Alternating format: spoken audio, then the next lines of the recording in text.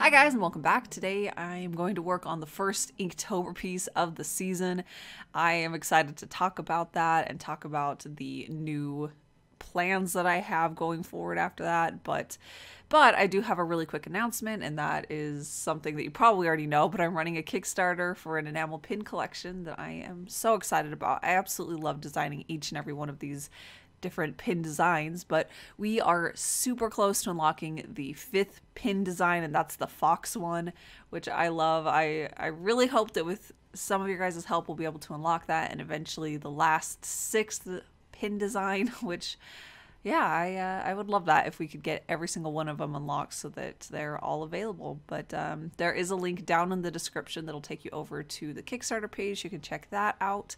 But let's go ahead and jump into talking about Inktober. And this piece is actually for Inktober and Drawtober combined. The medium that I'm using is, of course, Inktober all the way, but the subject matter is for Drawtober. It's the very first prompt for this year, which is carvings, and I completely missed it, so I had to go back and do that again, and I think I'm already behind, way behind on the 3rd one, so I really need to just get back at it, get back on a schedule to get the stuff done, because I am determined to get at least the 6 Drawtober pieces done, and I really want to have some other smaller Inktober pieces done as well, because I think that that would make me enjoy October more if I could get that kind of artwork done.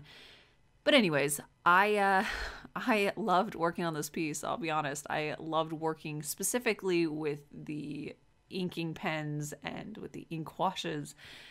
I knew that this year I needed a bit of a break for a lot of different reasons from the very rigid schedule that I had laid out for myself over the past couple of years. But working on this piece just reminded me how much I absolutely love the process of creating artwork like I used to for Inktober, and honestly I really do miss the grind of having to create a piece of artwork every single day. It came with pros and cons, but I loved that experience. So this definitely makes me want to make sure that next year I go at it again. I think next year will be another year where I'll do a daily challenge for Inktober, or potentially a different challenge altogether, but probably Inktober, because I love the subject, or the medium. There we go, the medium to create it. But anyways, yeah, working on this again, it reminded me of a lot of things about creating artwork that I truly love, that I adore. It makes me enjoy the process of creating it,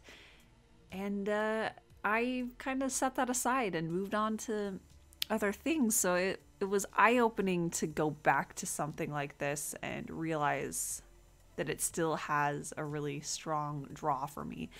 And yeah, the thing specifically is just the inking. I loved creating the line work with the micron pens. That's what I usually use when I'm doing line work, but there is just something so incredibly satisfying to be able to work with a pen like that, to build up the lines and create these really crisp, clean sections of the line work, so that it all just comes together, and then working with the line thicknesses so that you got a very dynamic piece of line work. I absolutely adore it. It just feels like this puzzle piece that I can put together, or I guess an entire piece, an entire puzzle, yes, that I put together piece by piece. Wow.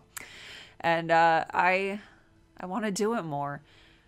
I have been really just completely investing the last probably 2 years, maybe more, where in my watercolor pieces I of course still love the look of line work. That's something that I always want in my pieces. It's just it's something that I love in my work. I love it in other people's work, so I'm always going to want it there. But in recent history, I've been using watercolors to create the line work in my paintings, because it allows me to choose the exact color that I need for it, so that the piece can be much more dynamic.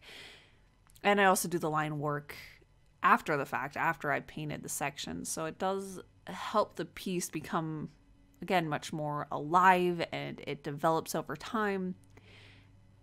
But I really miss this. I really miss using the micron, so I don't know if I need to find a way to incorporate simply doing pieces like this every once in a while to scratch that itch, or if I need to go back to that hunt that I had for finding a method that would allow me to create line work like this, but would open up the color options that were available.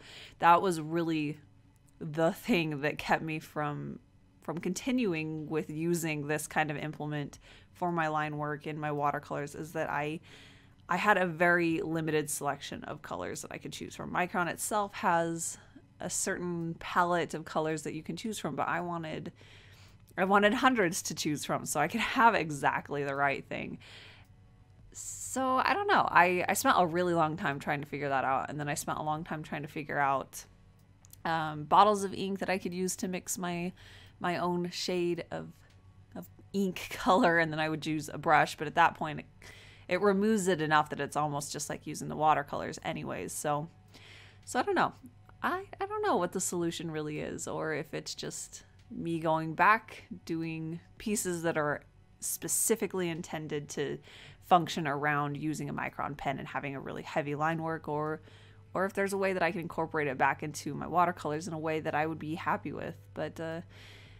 But what I do love about this process is that it does help me remember the things that I've loved in the past, and it will hopefully help me to stay more dynamic with the way that I work with my mediums, so that I don't get too stuck in a rut, which happens all the time for me, where I go down the path of I figure something out and then I kind of stick to that for a long time, and I don't realize that there's certain things that could still be pushed, that could be refigured out to make it better.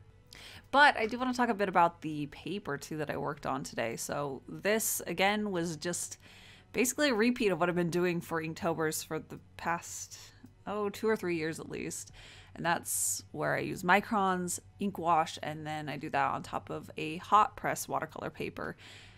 And hot press, if you've ever tried it before, can be really difficult to work with sometimes. It doesn't catch the water or the paint particles as well as your cold press papers. So those tend to be much more beginner friendly. They're a lot easier to get smooth washes on them. And I always love using the hot press paper for Inktober because it's obviously so focused on line work. It is much easier to get these really crisp, clean lines with using a very smooth paper like hot press.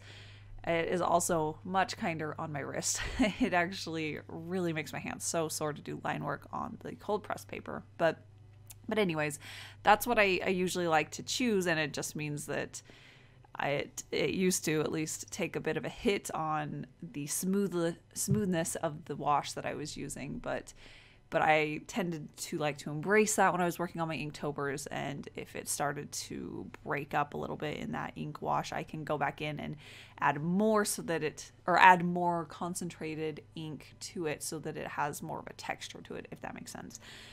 But after doing this technique for several years, I started to realize that one of the keys, for me at least, to get smooth, controllable outcomes with the hot press paper, and that's to use more water than I was used to. So I found that, or more of the paint mixture, I should say, or the ink wash.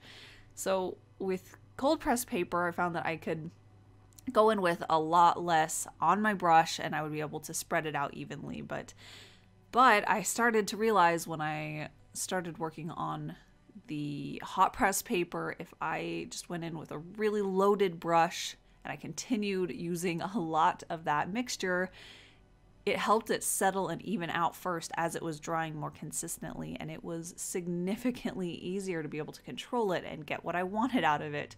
And that was a really exciting moment. And I think I kind of forgot that a little bit because I worked on a piece that I decided on a whim to do it on hot press a little while ago. And it was a struggle again, and it wasn't until halfway through it that I was like, oh, I remember that little trick that I learned that helped me to be able to handle that. And yeah, so I guess the point of that is that I'd like to do a few more experiments of really trying to do a fully realized, completed watercolor painting, one that has lots of glazing and lots of details on it on hot press paper so that potentially I could get line work that feels closer to this. So when I'm doing line work with a brush and the watercolor on hot press, or on cold press, sorry, on cold press paper, so the textured paper, it as far as like the tactile difficulty of it is not that difficult, but it can take a few more passes to make sure that it thoroughly gets into all the little grooves and nooks, so it can be more time consuming.